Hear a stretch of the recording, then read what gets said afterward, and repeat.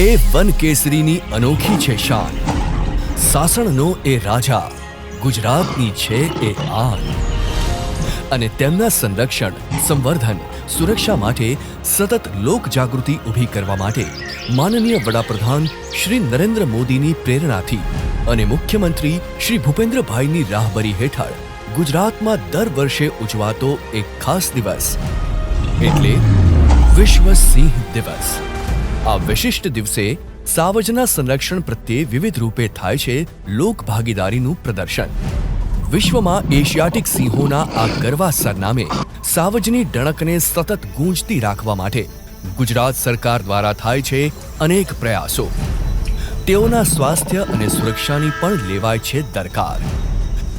ગુજરાતમાં સિંહોનો બહોળો થયો છે પરિવાર, વન કેસરીની ગર્જનાનો વધ્યો છે વિસ્તાર.